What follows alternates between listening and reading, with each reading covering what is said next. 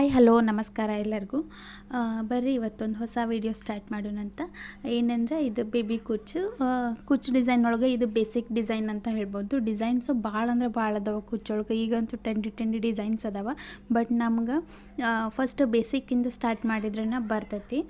ಇದು ಹಾಕೋದು ಭಾಳ ಈಸಿ, ಬಟ್ ನೋಡಿದಾಗ ಕಷ್ಟ. ಇದು ದಾರ ಅವನ್ನೆಲ್ಲ ಕೌಂಟ್ ಮಾಡೋದು, ಅವನ್ನೆಲ್ಲ ಸುತ್ಕೊಳ್ಳೋಕೆ ಸ್ವಲ್ಪ ಸ್ಟಾರ್ಟಿಂಗ್ ನಮ್ಗೆ ಟ್ರಬಲ್ ಅನಿಸ್ತೈತಿ.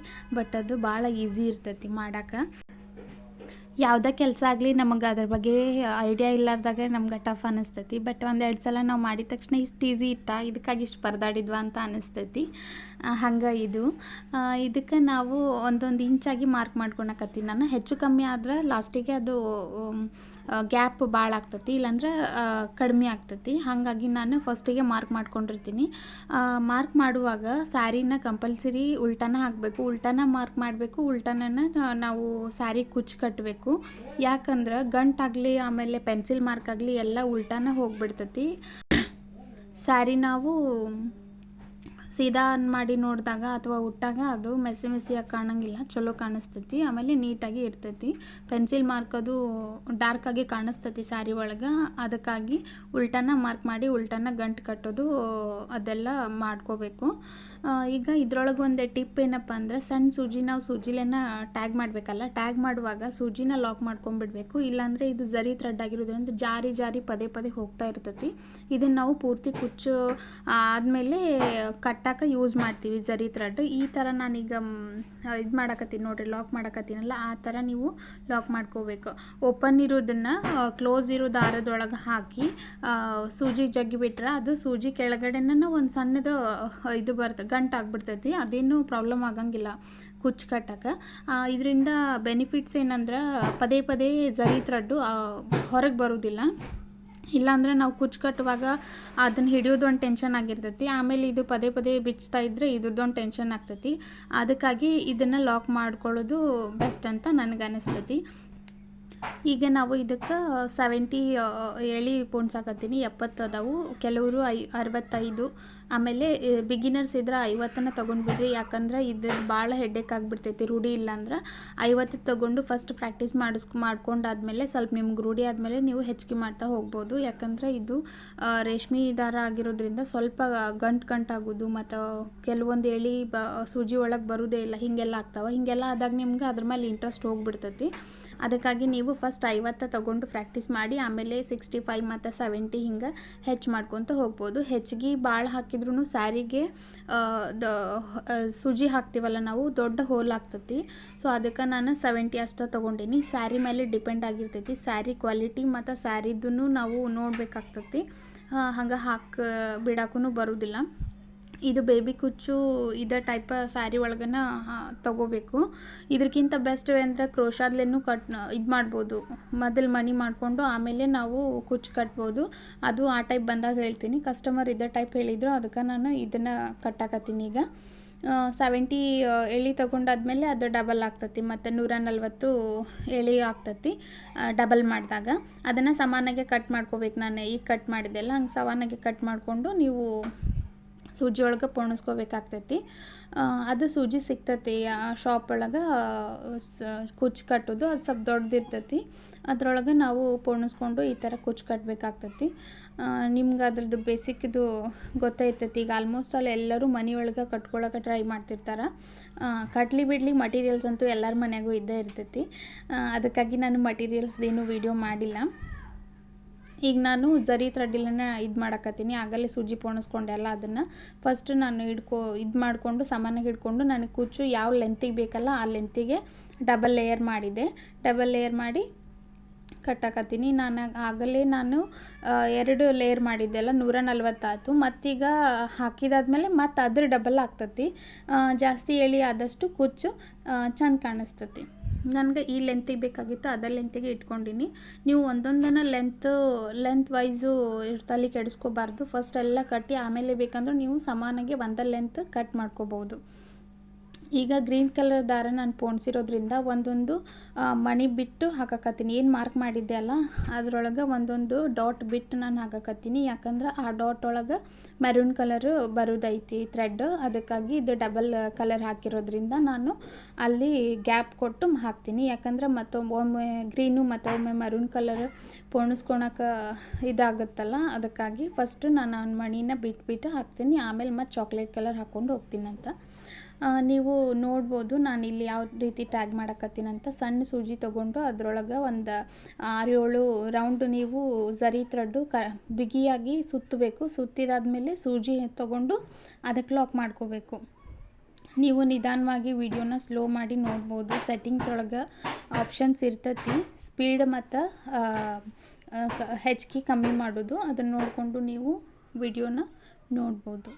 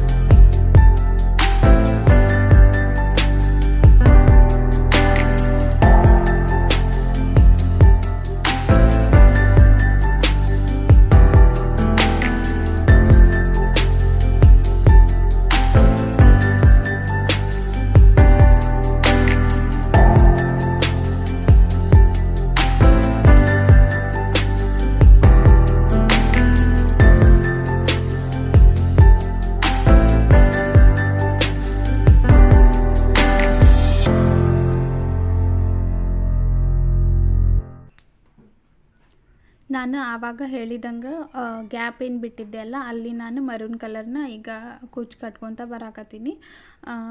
ನೀವು ಸೂಜಿಲೇ ಕಟ್ಟೋದನ್ನು ಬೆಸ್ಟ್ ಅಂತ ಅನ್ನಿಸ್ತೈತಿ. ಕೆಲವೊಬ್ಬರು ಕೈಲೇ ಕಟ್ತಾರೆ. ಕೈಲೇ ಕಟ್ಟಿದ್ರೆ ಝರಿ ಥ್ರೆಡ್ಡು ಬಿಗಿಯಾಗಿ ಹತ್ತೋದಿಲ್ಲ. ಬಿಗಿಯಾಗಿ ಹತ್ತಲಿಲ್ಲ ಅಂದ್ರೆ ಬೇಗ ಉಚ್ಚಿಬಿಡ್ತೈತಿ. ಈ ಥರ ಕಟ್ಟಿದರೆ ಎಷ್ಟು ದಿನ ಇಟ್ಟರು ಏನೂ ಆಗಂಗಿಲ್ಲ. ಹಾಗಾಗಿ ನೀವು ಸೂಜಿನ ಯೂಸ್ ಮಾಡಿರಿ ಅಂತ ಹೇಳ್ತೀನಿ. ಕೆಲವೊಂದು ಸಾರಿ ಮಲ್ಟಿ ಕಲರ್ ಇರ್ತಾವೆ, ಆವಾಗ ಥ್ರೆಡ್ದು ಭಾಳ ಹೆಡೇಕ್ ಅನಿಸುತ್ತೆ. ಈಗ ನೀವು ನೋಡ್ಬೋದು ಗ್ರೀನ್ ಮತ್ತು ಗೋಲ್ಡ್ ಕಲರು ಸ್ಯಾರಿ ಒಳಗೆ ಮಿಕ್ಸ್ ಐತಿ. ಅದು ಕಲರ್ ಬೇರೆನೇ ಲುಕ್ ಕೊಡ್ತಿರ್ತೈತಿ.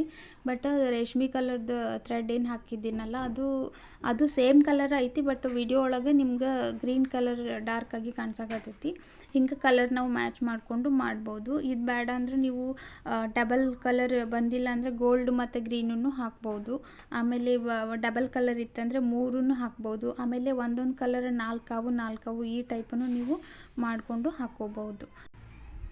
ನಾನು ಆಗಲೇ ಹೇಳ್ದಂಗೆ ಸ್ಯಾರಿ ಸೀದಾ ನೋಡಕತ್ತೀವಿ ಈಗ. ಆಮೇಲೆ ಇದು ಉಲ್ಟಾ ಟ್ಯಾಗ್ಸ್ ಆಗಲಿ ಮತ್ತು ಪೆನ್ಸಿಲ್ ಮಾರ್ಕ್ ಆಗಲಿ ಎಲ್ಲ ಉಲ್ಟಾನೇ ಹೋಗ್ಬಿಟ್ಟಿರ್ತೈತಿ. ಸೀದಾ ಚೆಂದ ಕಾಣಿಸ್ತೈತೆ ಅಂದ್ರೆ ಲುಕ್ಕಾಗಿ ಇರ್ತೈತಿ. ಈ ಟೈಪ್ ಆಯ್ತು ನೋಡ್ರಿ ಫೈನಲ್ ಆಗಿ. ನಾಳೆ ಮತ್ತೊಂದು ವಿಡಿಯೋ ಒಳಗೆ ಸಿಗ್ತೀನಂತ, ಹೊಸ ವಿಡಿಯೋ ಹಾಕ್ತಿರ್ತೀನಂತ.